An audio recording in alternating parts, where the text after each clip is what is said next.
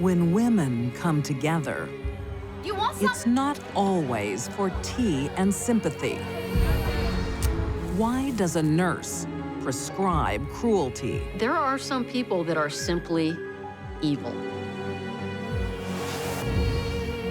How the wrong zip code can be lethal.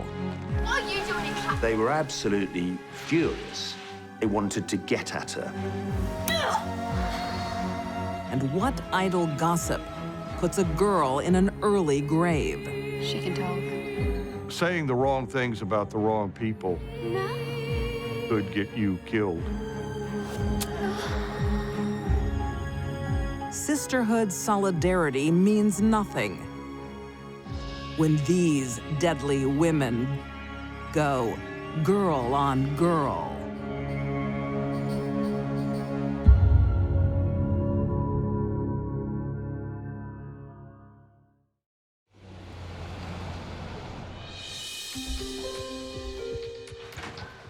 I'm sorry, I'm late. 45-year-old Texan Kimberly Cargill is hoping to start a new life I love a woman in uniform. with a new man. Very smart, very intelligent. She's a nurse. She's a caregiver. The men that got involved with her said, you know, she was an easy person basically to fall in love with. She's had 3 children with 3 different fathers. Who's this? And life hasn't been easy. That's my eldest. He died. Each new man in her life hears a painful story. A son tragically lost, and constant war with her exes. Hey, She alleged sexual abuse against these men. how do I make it go away? She actually turned one husband into the police 3 separate times over a weekend, claiming that he had abused her. First, they beat me. Then they tried to steal my children. The fathers want custody of their children. I'll look after you, okay? But there's one fresh light, her new boyfriend. It's okay. In 2005, they marry and soon have a child of their own. But father number 4 has no idea what he's in for.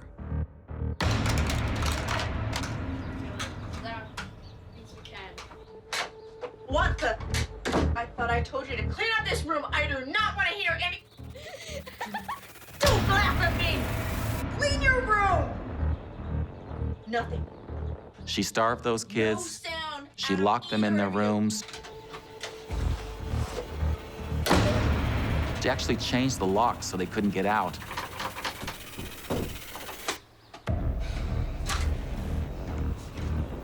And she beat them. You are never, ever, ever gonna have that again. You hear me? Her children's fathers have every reason to want them out of this house.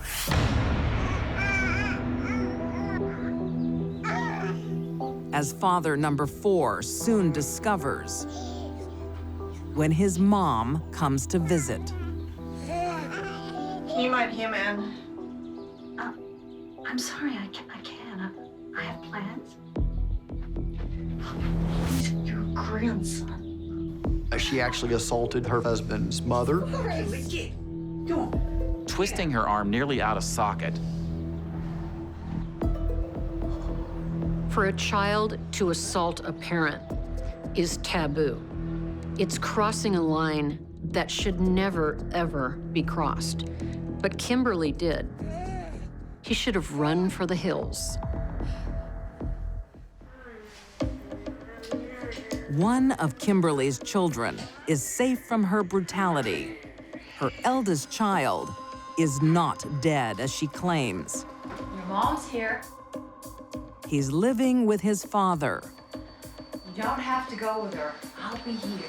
and wants nothing to do with Mom. She showed up at their house. Hi, Kim. Where's my son? You're not to take it. Where's my son? You're not to take it. She attacked babysitter by kicking her in the stomach. Where is he? Get off! Where is he? Go! At the age of 12, when a boy might need his mother very much, he requested to not have to attend the supervised visits. That's how much she upset him. Who do you think you are? With a string of violent allegations against her, Where's my son? Kim is ordered to undergo a psychiatric assessment. That therapist diagnosed her with narcissistic personality disorder. I need help. Kimberly Cargill was a cornucopia of mental disorders, all of them bad. She's prescribed medication to help control her mood swings. But she didn't want to take it, and she didn't take it. But then again, she was a narcissist. Why should she be on medication? What is this?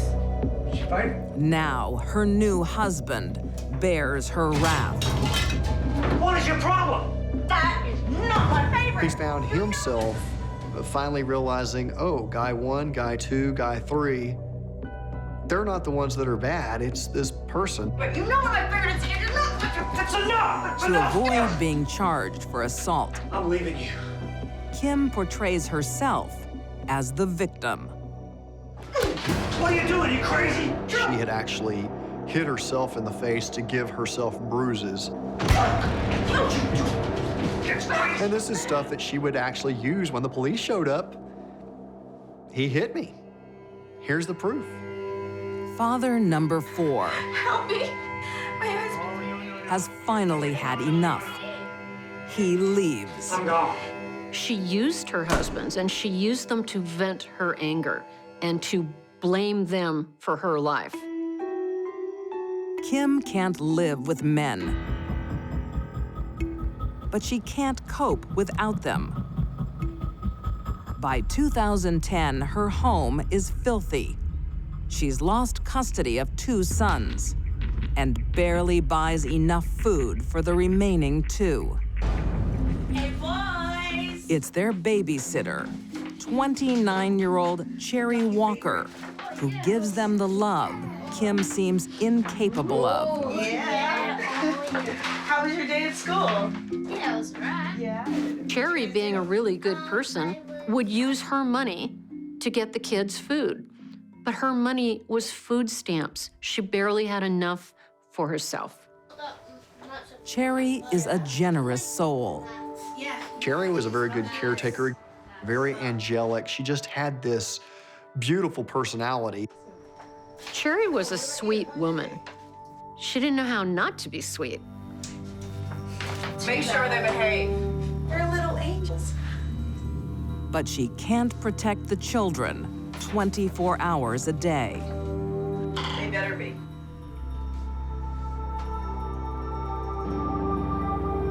Cherry was not stupid. She knew that this was wrong. She knew that what was happening to this child was wrong. Let's make these. Yeah. Cherry wants to help. But as Kim's battle with her exes intensify, so does her rage. Kim's violent behavior escalated with each new victim. And what was about to happen was the worst thing in the world.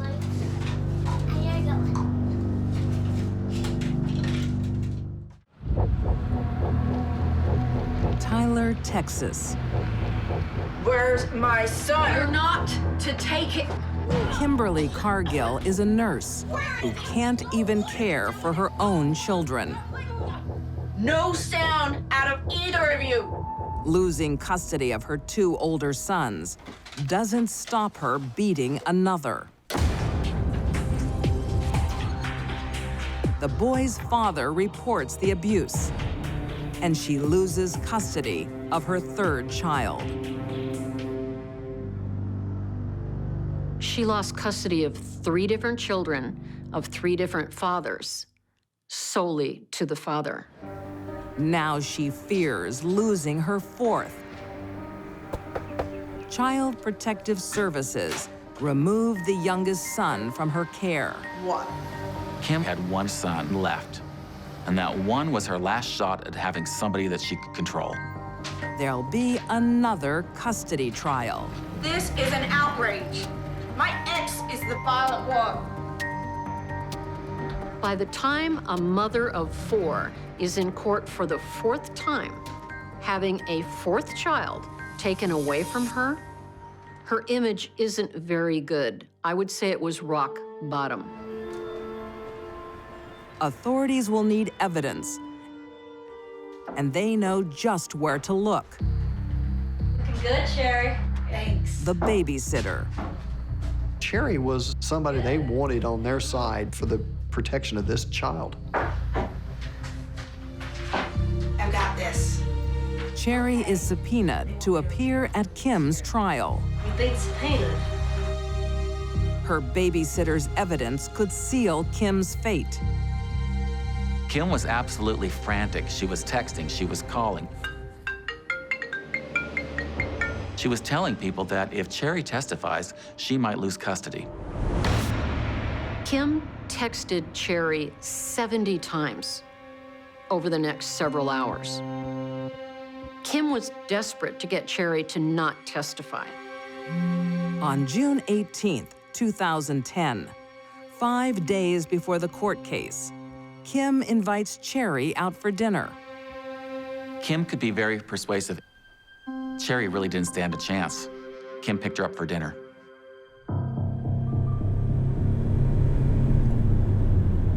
At that moment, Cherry was like a seal swimming in the ocean, and a great white shark headed right at them.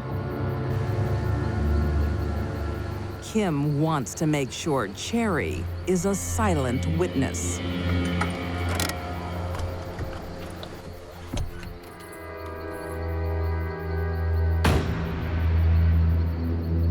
Somehow she overpowered Cherry.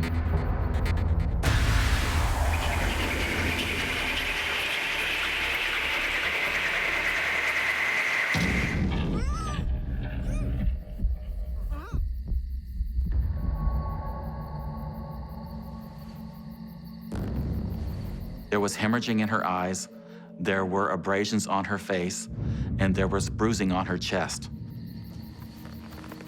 But they were not able to actually say how she died. Kim tries to destroy all the evidence.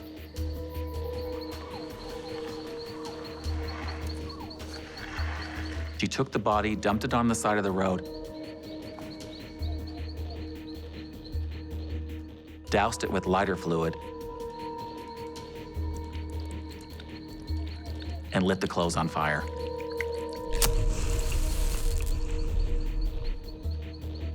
Usually when a killer burns a body or tries to burn a body, they're trying to destroy evidence, evidence that would lead back to them. It rarely works.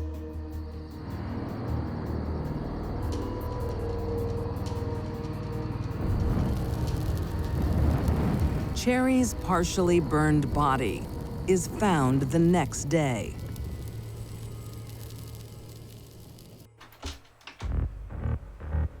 They were able to find out that Cherry was supposed to be a witness in this case against Kimberly Cargill. It wasn't very hard for them to determine that she would probably be a good suspect in this case.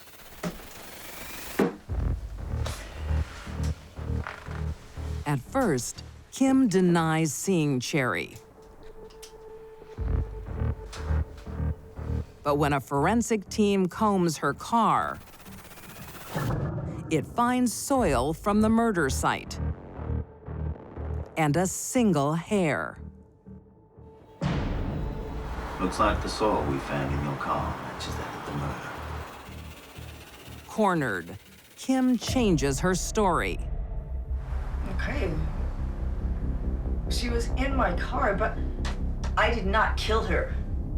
Kim told police that she'd panicked, that Cherry had a seizure and that she died.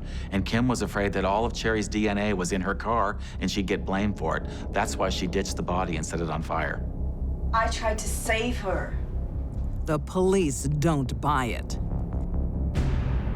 In 2012, Kimberly Cargill is found guilty of capital murder and sentenced to death. She felt like she was invincible, that she could get away with everything and anything, including murder.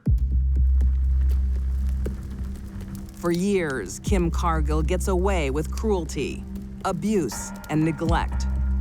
She masked her true nature and leaves behind a trail of victims.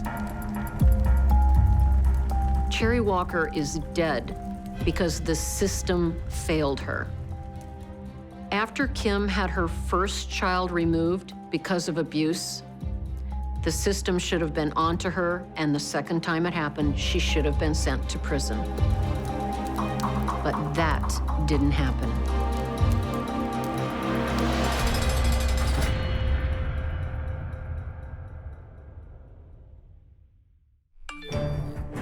Teenage friendships can flip on a dime. These rumors had been spread that she was having sex with boys. Who's sending her? And when the claws come out, This is it. She was too scared to go out of the house. Why did you do it? I fled! there'll be hell to pay. You don't grab a weapon unless you mean business. England, 2011. It's not uncommon for teens in South London to grow up fast. 15-year-old Rebecca Douglas likes life on the street. She was mixing with local street gangs in the areas of Lambeth and Wandsworth. A constant companion Whoa, watch where you're going, girl. is 16-year-old Julie Sheriff. Guess what I got? She's had a tough upbringing in war-torn Africa. Julie was a victim of the war in Sierra Leone. She was living in a refugee camp. Julie's family hope England will give them a better life. She would be able to have a safe upbringing, an education, and go on to gain a good job in London. Did you nick it? But she's becoming a wayward teenager. Julie was known to police for acts of dishonesty, such as shoplifting. Looks good on me. And she fell in with the wrong crowd. Rebecca's upbringing is also troubled. Rebecca definitely had a violent, traumatic background. She didn't get on very well with her mother and was regularly reported missing from home. Why won't you talk to her? I ain't got nothing to say to her. She was living on other people's couches in their living rooms. Mum says you can stay for tonight, but that's it. That is a very difficult life for a young person. Like Nancy. She developed a persona of being very tough. Nobody could push her around. The two girls have a lot in common. Not sure that you can do that handshake anymore. But now the law on the street threatens their friendship She's off to Happy. because they live in different suburbs. North side, east side, south side, west side. Different postcodes, different gangs. In London, many of these gangs are actually based on a postcode, the area in which you live. All I'm saying. Once childhood friends, Whatever. now they find themselves divided by their zip codes. And it appears that they may actually have become rivals because they ended up in separate gangs. There was heavy territorial influence in this relationship, and they were not meant to be friends. And Rebecca is ready to pick her gang over her old friend. Teenagers have strong needs to be a member of a group, to be accepted. Because of their group affiliations, the boundaries were drawn. A feud starts when Rebecca's sex life is all over social media. Have you seen the messages? Who's sending them? Lots of people. I think Julie started it. These rumors had been spread about Rebecca, that she was being promiscuous with boys. She's gonna get it. Rebecca is certain she knows who is posting the gossip. Their hostility to each other seems very trivial. Because of social media, those messages and distorted facts can spread even faster. For a teenager in a gang, reputation is everything. Being part of a gang culture meant that she felt she had to act. Rebecca didn't have anything except her friends and her reputation. She knew her friends would be there. Her reputation was up for grabs. This former friend What do you want? Well, you could spread rumors about me, did ya? is about to become a deadly enemy. Why did you do it? You don't grab a weapon unless you mean business. You lied to me! South London in early 2011. A teenage feud is escalating. Have you seen the messages? Rebecca Douglas believes her former friend, 16-year-old Julie Sheriff, Well, you could spread rumors about me, did ya? is dissing her on social media. I didn't do it! Don't lie to me! Rebecca was known to both police and social services for being involved in violent offences. Rebecca's a hoe, huh? Sits with a different guy every night? I swear I didn't say that! And don't lie to me! The online war turns physical. Julie's father told police he walked into the room and there was virtually a mass fight going on. He describes pulling and slapping. You okay? What? Oh my God. But Rebecca isn't finished. She wants to make Julie's life miserable. They came back to the house and were throwing stones at the window, clearly intent on provoking or threatening Julie. I have called the police, eh? They were absolutely furious and they wanted to get at her. Everything's gonna be okay. It was personal between Julie and Rebecca. Rebecca's constant bullying takes a toll on Julie. She becomes trapped by fear. They had really scared Julie, and for a period of time, she was too scared to go out of the house or travel far from home. Teenagers like to be out and about. Everybody knows grounding a teenager is a form of punishment. Julie had self-imposed grounding. She was afraid to leave. But Julie can't hide forever. On May 7th, 2011, she ventures out. But she's spotted by her tormentor, Rebecca. Julie and her friend were just walking along the pavement when Rebecca saw them. Rebecca challenged Julie by saying, "What are you doing in Clapham?" What are you doing in Clapham? I can know where I lie. The argument broke out almost immediately. Who the hell do you think you are spreading rumors about me? Rebecca was insulted and threatened that Julie was in her neighborhood. Look, I didn't spread anything, all right? Yeah, so who did? I don't know. Ask one of your boyfriends. A witness says that she went into her handbag and took out the comb with this long steel spike on the end of it. She first of all stabbed her in the collarbone.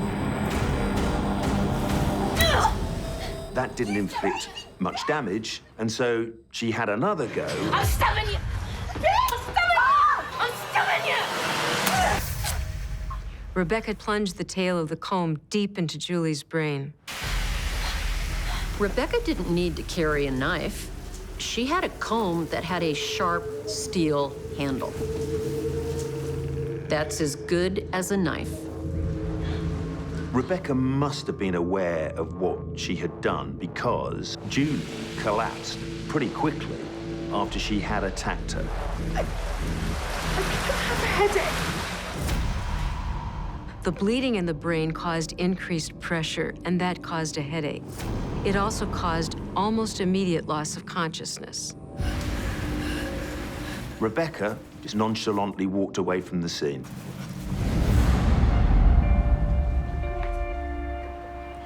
As Rebecca calmly leaves, bystanders call the paramedics, and Julie is rushed to the hospital. The scans quickly revealed that she'd suffered a brain injury and she was operated on. As surgeons race to save Julie, her attacker hits social media. She left messages for friends in which she said, "I met a girl at the junction and I truly hate her. And so I kind of stabbed her."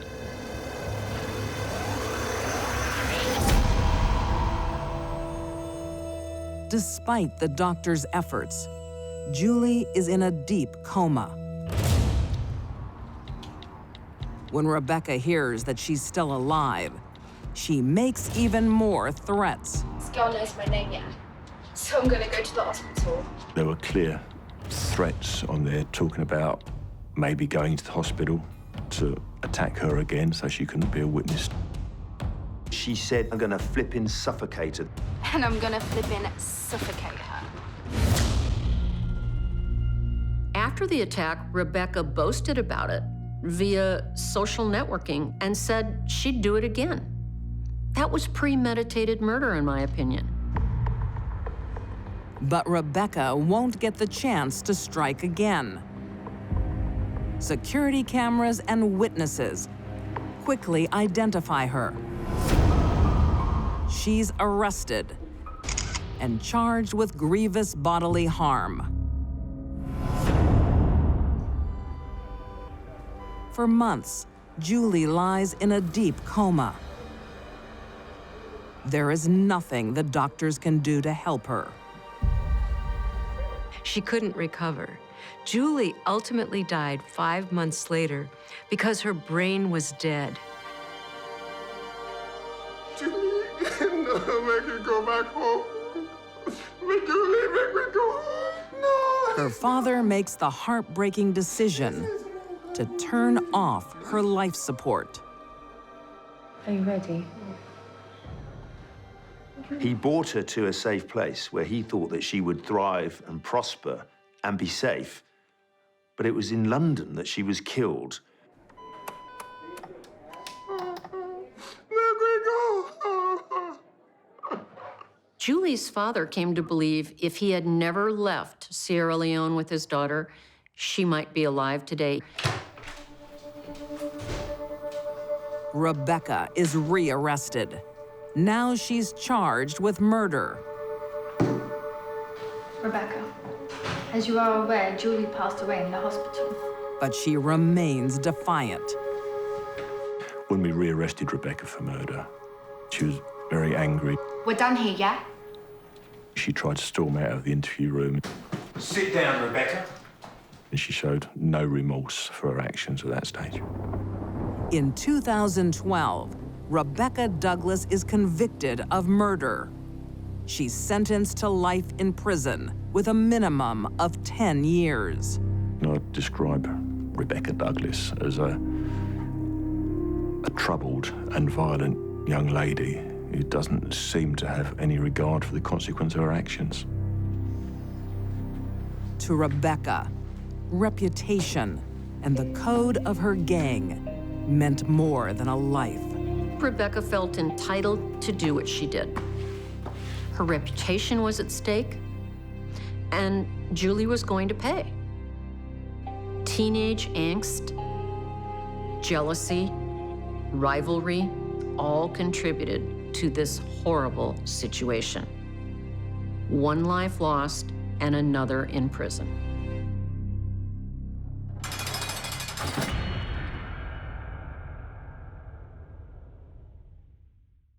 Next, for some women, gossip is never idle. A rumor can destroy someone. And when the stakes are high, Saying the wrong things could get you seriously hurt. It could get you killed. The story is a Victorian tale of girl-on-girl violence.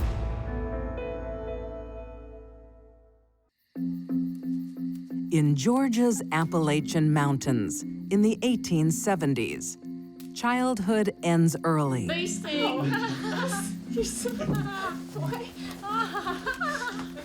Girls, you're too old for silly games.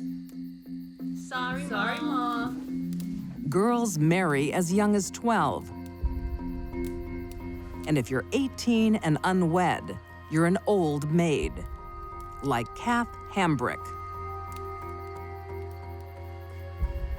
I'm worried about Kath.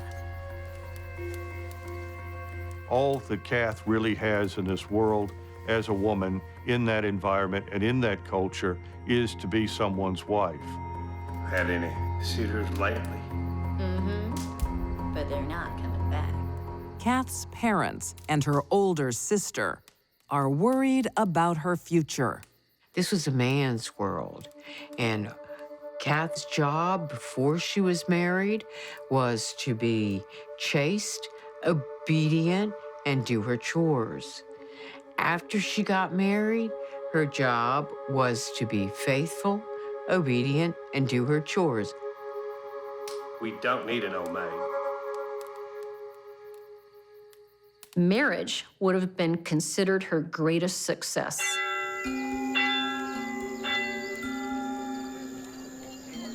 Kath's parents take it upon themselves to find a husband. He's a good man. We'll go see. All right. And they hit on local bachelor, Bob Southern. Excuse me, Bob.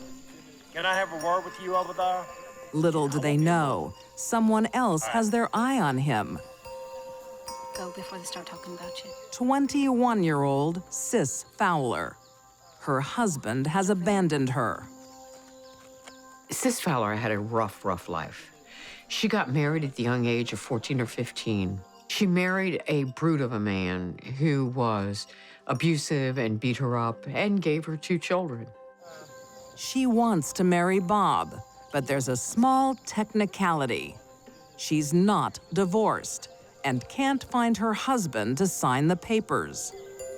She could not find her husband, she could not get a divorce, and therefore she could not become someone else's wife.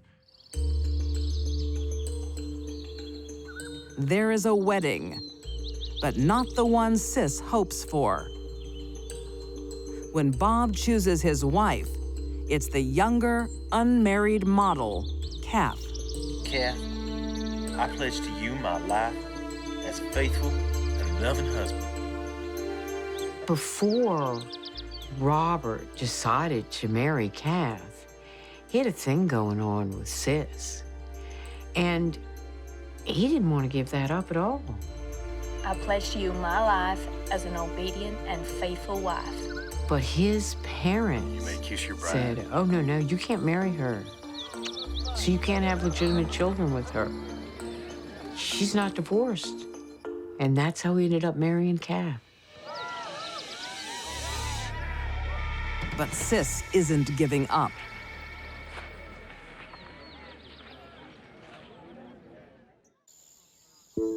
She wants to break up the newlyweds. And tension is high in the town. Sick, I tell you. Hi, sis. Hi. She's a whore. Don't talk to her. All right. Sis starts spreading rumors in the hope that Bob will turn against his wife. She can talk. She's been seeing a man in the swamps. The rumor that Sis started about Kath, that she'd met a man down by the swamp, threatened Kath's very existence. A woman's reputation was everything. She loses a great deal of value if she has a reputation. The gossip quickly spreads, and when Kath gets pregnant, the rumor mill goes into overdrive. Now, in this close-knit community, why would a married woman be meeting a man in secret in a swamp? The implication there is that she's having an affair with him. You take that implication one step further, maybe even this man is the father of her baby. If her husband believes the gossip, it would be grounds for divorce. Kath would lose everything, and Sis would win back Bob. And then Kath would have found herself a single parent with no means of support beyond her immediate family. Sis was playing with fire.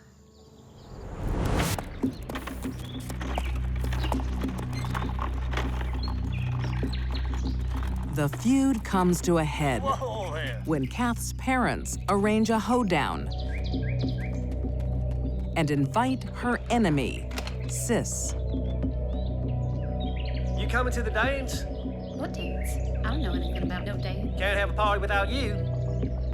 Come on, it'll be fun. They would have a fiddling, and they'd throw a little dance. The two women will have to cross paths. The question is, will they make up or fight? All right. Now it is a party. Maybe they were going to have some kind of reconciliation or something. I don't know what went into her mind.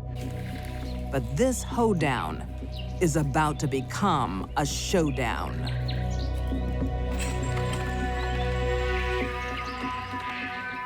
Not only could she best that woman, but she could take her off the face of the earth.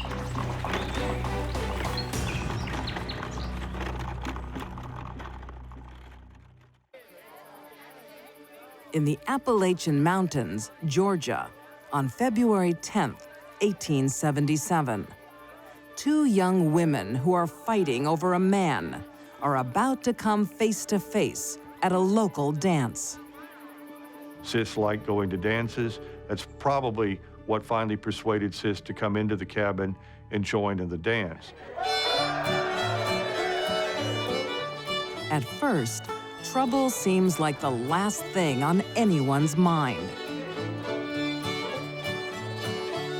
The night went along, and from the look on Sis's face, it looked like she was really enjoying herself. She was having a blast. But Kath has other plans and shows Sis some fancy footwork of her own. Kath is seething. Sticks out her foot. She was warming up to the big event. Do it again. And she does it again. You want some? The mountain way to settle disputes is to duke it out. The retaliation in a community like this for someone gossiping is to have them beaten up. It's also a tradition that the defeated loses more than the fight. Because as soon as Kath was declared victor, whatever Sis had said was a lie. It didn't count anymore. It gone.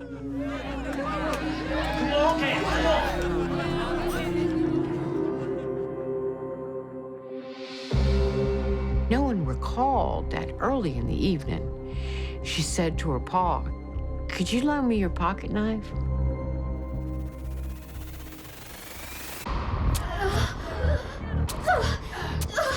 She stabbed Sis.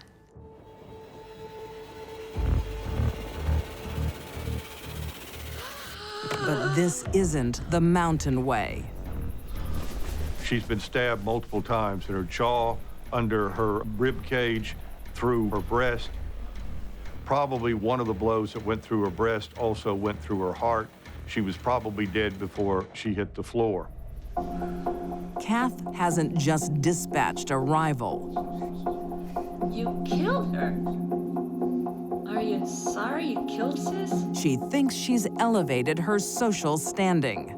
No way. I'm the man who killed Sis Fowler. I think when Kath said that, "I'm the man who killed Sis Fowler," perhaps she wanted to be seen as strong and commanding as any man in the community. It was a point of pride for her. I've achieved something. I matter. But she's miscalculated. Nobody's leaving. Get out of my way. The locals might appreciate a fistfight, but not a cold-blooded murder. This was an honor fight. You fight an honor fight honorably. But Kath broke the contract. Kath and husband Bob are now on the run, and the whole town is after them. Hurry up. They flee the state. Bob and Kath Southern moved to western North Carolina, where they hid out with their friends and relatives. They were successfully evading everybody. They even had a baby while they were fugitives. But a price on your head means there's always someone on your tail. A reward of $400 was offered for the arrest of Kath Southern, and a local bounty hunter and former ex-sheriff set out to find them. Put your hands up, Bob! Turn around. Early one morning in April 1878, their luck runs out. Kath Southern is found guilty of murder and sentenced to death. But she never feels the tight noose of the hangman. Governor Alfred Colquitt, once upon a time, had been her father's commander in the Confederate Army during the Civil War. Governor Alfred Colquitt almost immediately commuted her sentence from death to life in prison.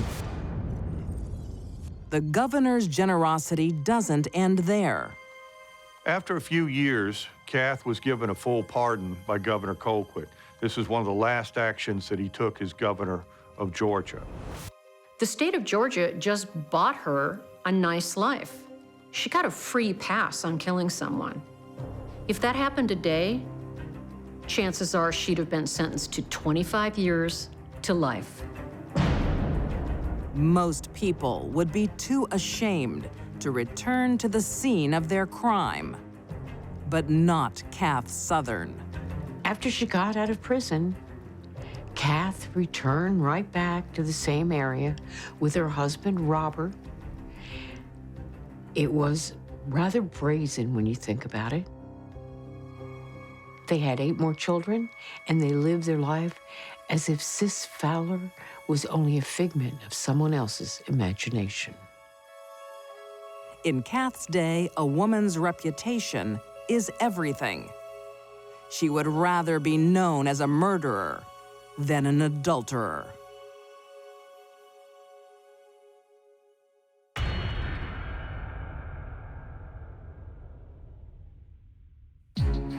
These deadly women turned on their own sex. Kimberly Cargill graduated from abuse to murder. Rebecca Douglas's gang meant more than a life. And Kath Southern put her reputation first. There was hell to pay when they went girl on girl.